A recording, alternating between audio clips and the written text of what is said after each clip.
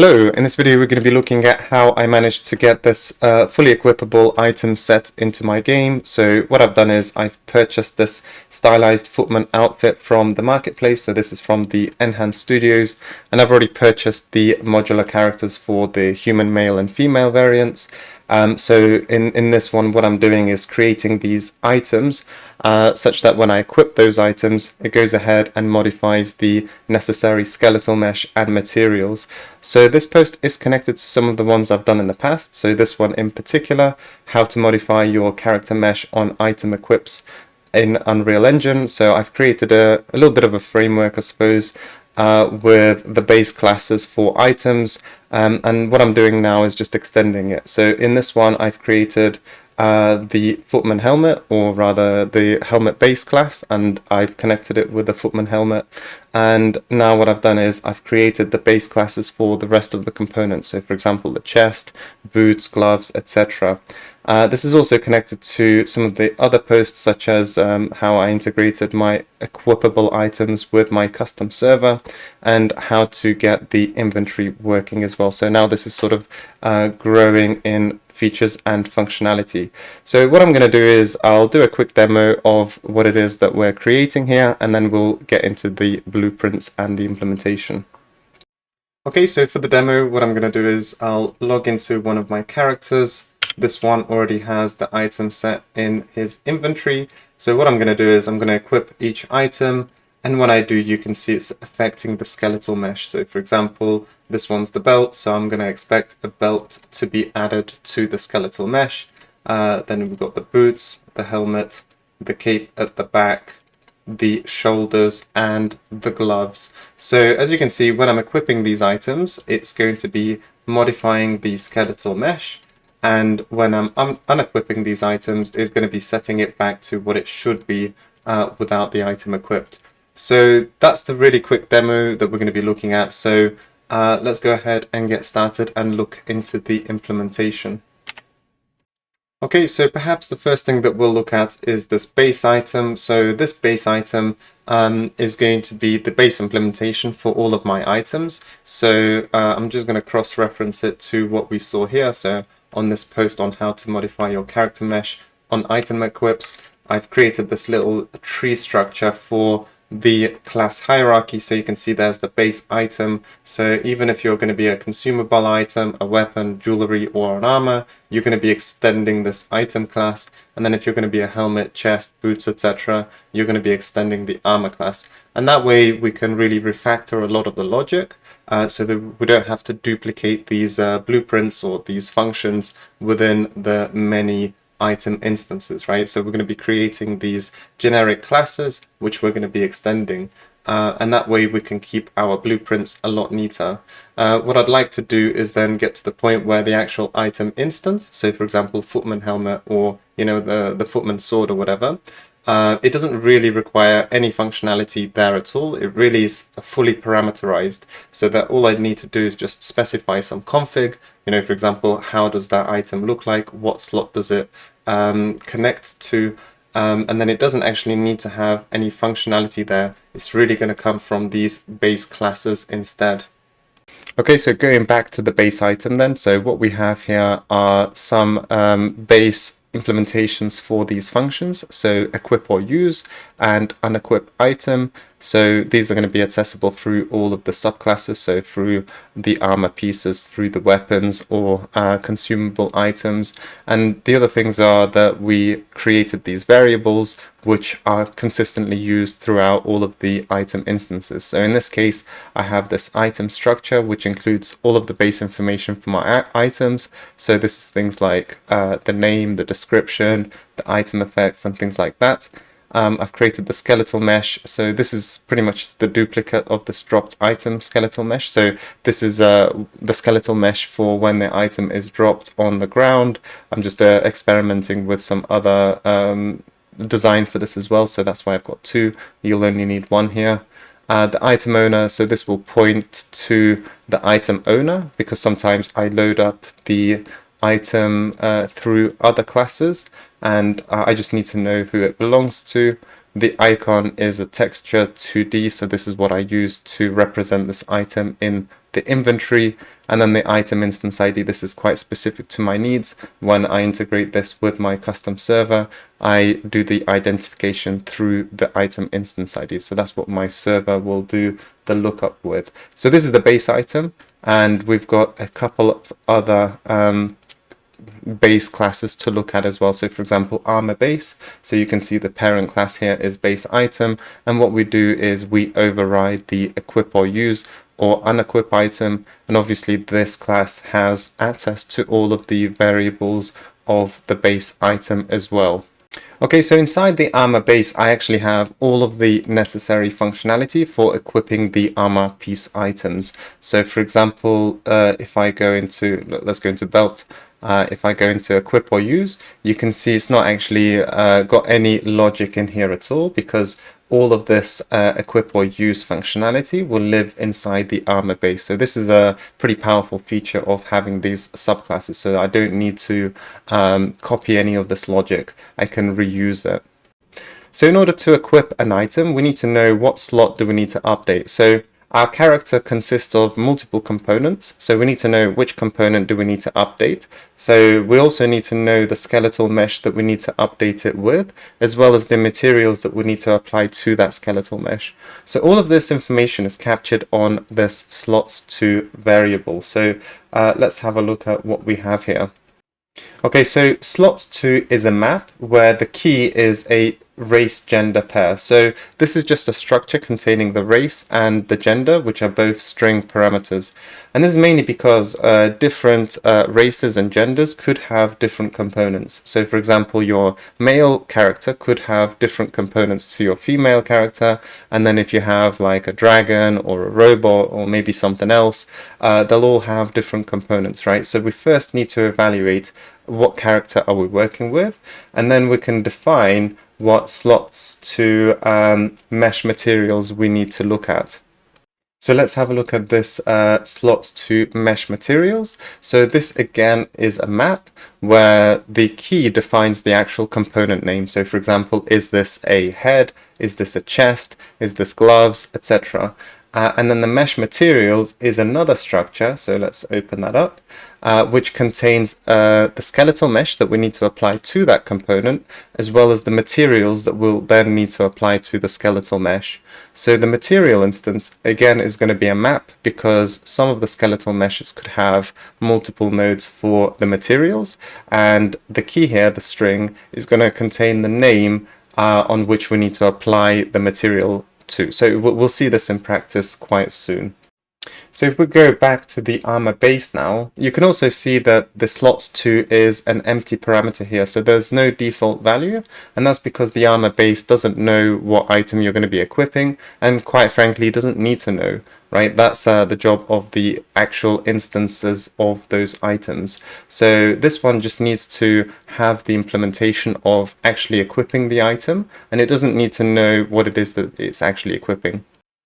Okay, so one of the first things that we'll do is get the slots to meshes. So as mentioned, the slots2 contains a key of a race gender pair.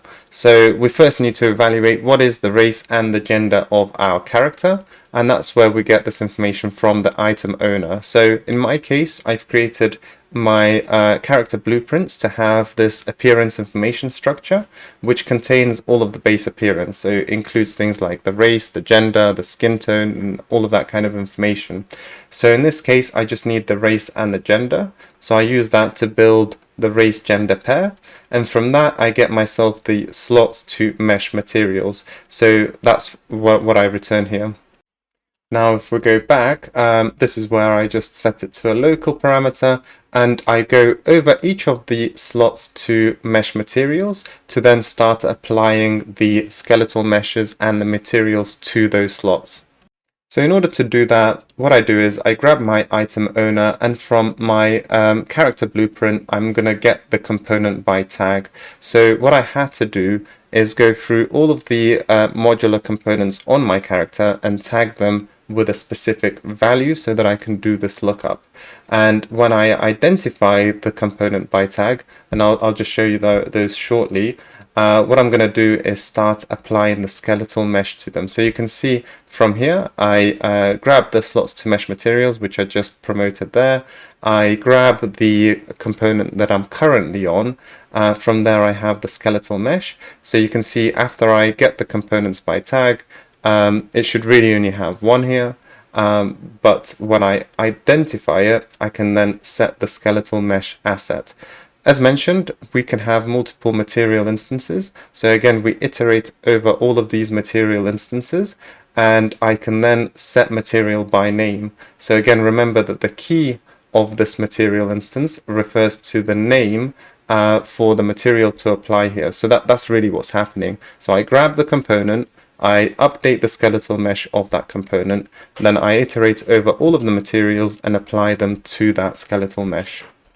Let's also quickly show these tags for the components. So if I search for tag on any of these components, you can see that I've tagged them. For example, these boots have a tag of boots, braces add, braces, braces. So effectively all of my components on this humanoid character are going to be tagged with these tags so that I can do the lookup and apply these items dynamically.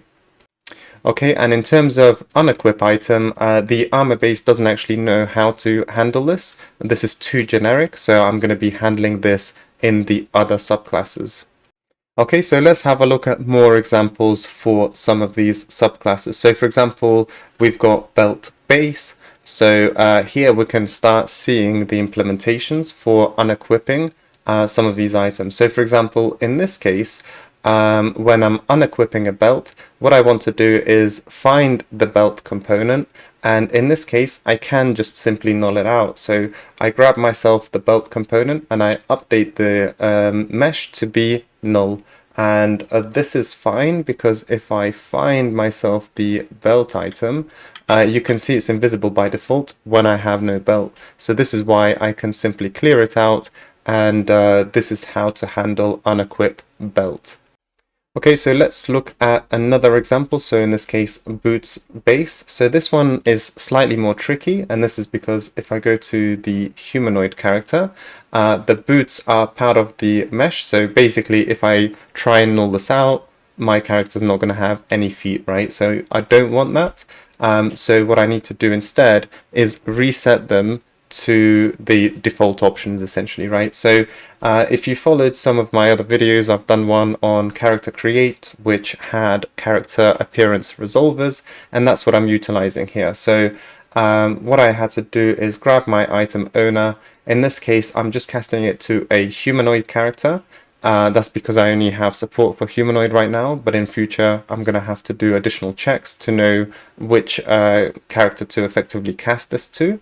And then I'm going to ask it to resolve what the boots should look like. So in here I have, for example, resolve legs, and in here I have resolve boots. So this is the function that I'm actually calling. So you can see, for example, I grab the appearance info.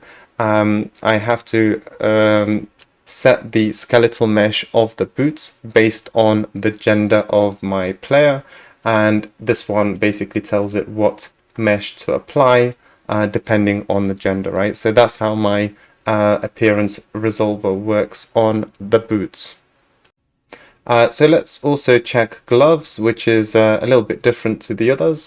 So gloves will actually impact several components at once. And again, we're going to see this in the actual item instances. But in terms of unequip, I need to identify several pieces, right? So this is why we had a map of components to skeletal meshes for the items, right? The gloves will impact braces add component, hands add component, and some others as well, actually. So you can see that in order to unequip them, I'm going to be nulling out the braces add. So again, let's have a look at what they look like. So if I go to this one, you can see that it's invisible, but it's really part of the hands over here. I'm also modifying the braces, and there's also some components on the hands. So I effectively have to reset all of these components. So in this case, braces add will go to a null mesh. hands add will go to a null mesh, and then I'm asking the item owner to resolve arms, very similar to what we did with the boots. So if I go to this humanoid character, let's look into the arm resolver. So there's resolve hands. So again, very similar to boots, I needed to get myself the gender. And then based on the gender, I'm going to be allocating either this skeletal mesh or this one. So I think we've seen now enough examples of these base classes because they pretty much follow the same methodologies. So let's look at the actual item instances. I've put them inside the items, armor, heavy, and you can see I'm now starting to split each one of them out. So let's again just begin with Footman helmet. So as you can see, there's basically no blueprint functionality here. All of these values are now parameterized such that this footman's belt is just defined through some config. So I'm trying to avoid having any custom functionality on any of these item instances. Okay, so the belt is one of the simpler examples. So you can see the race and the gender is the key. And based on the race and the gender, we can specify the components that it needs to update. So in this case, for a human female, we're going to be allocating to the belt component. And what we need to apply is this SK human female belt footman, and this is the material to apply to this name. So you'll be able to see some minor differences. So for example, this is human female, this one is human male. So you can see that the skeletal mesh is different. So this one is human male belt footman. In both of these cases, the material instance set is the same, but it's not guaranteed to be the same, right? So sometimes this could also be quite different. So let's have a look at some of the other examples. Okay, so I think we've seen that gloves was a little bit more complicated. So let's have a look at what we have here. So again, there's no implementation in the blueprints. Everything is inside the class defaults.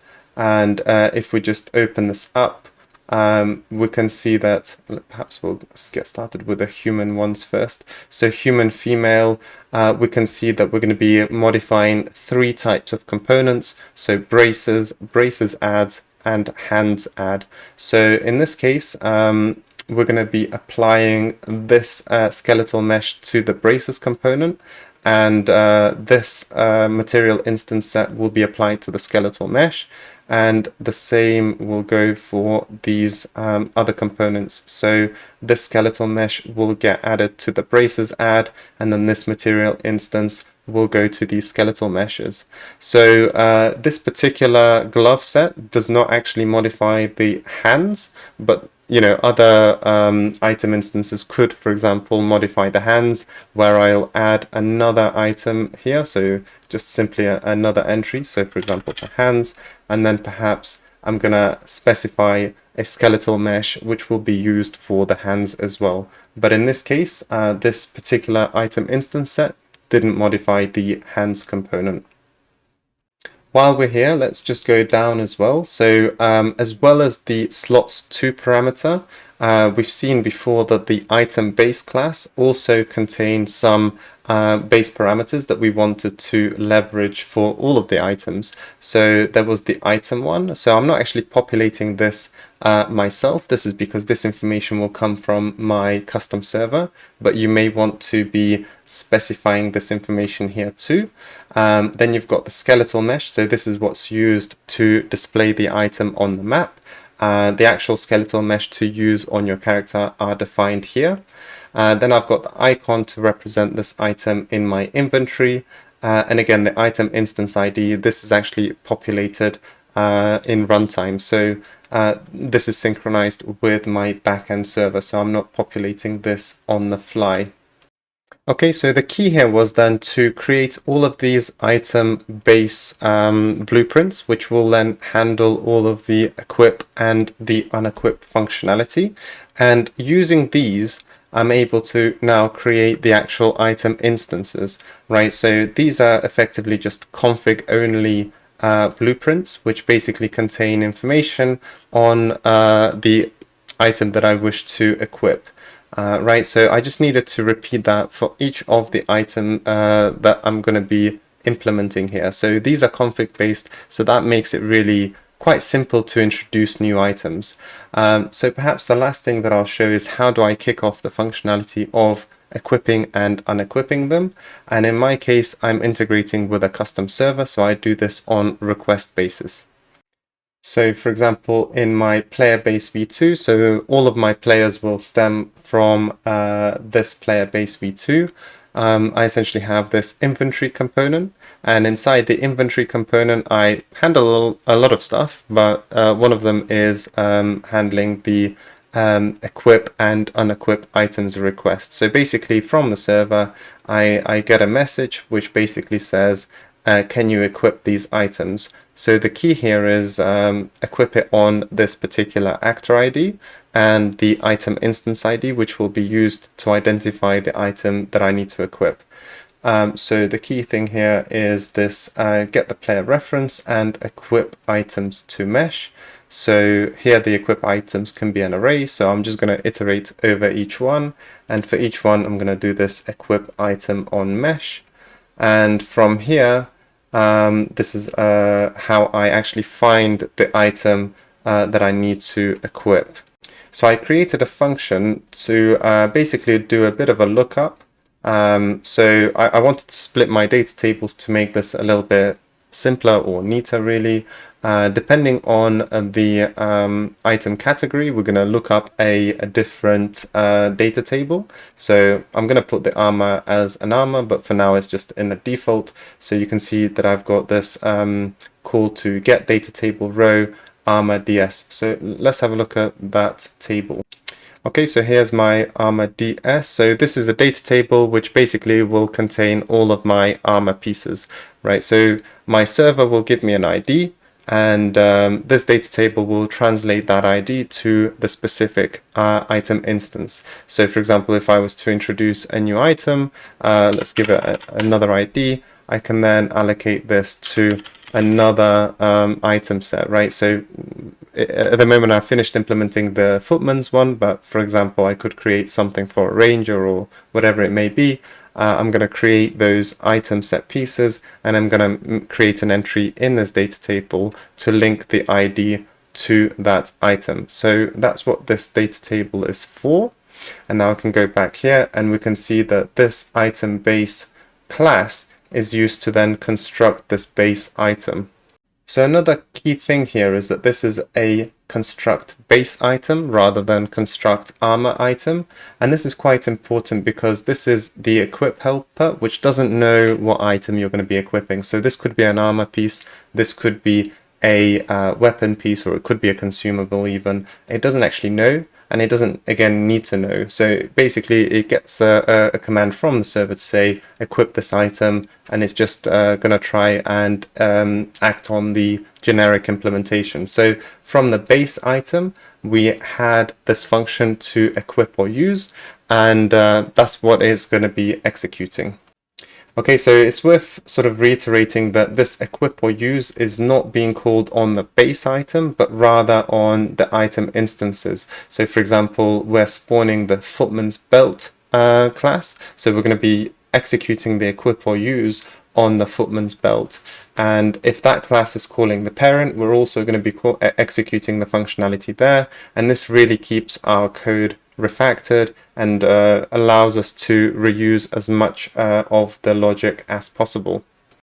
Okay, so perhaps the last thing that we'll look at is how I handled unequip items. So the server requests my client to unequip item for a given actor ID. So here I just make sure that this is the right component for the right actor ID, and then I execute this process remove equip item response. So I do this based on item instance IDs, and given my player reference, I call this unequip items to mesh.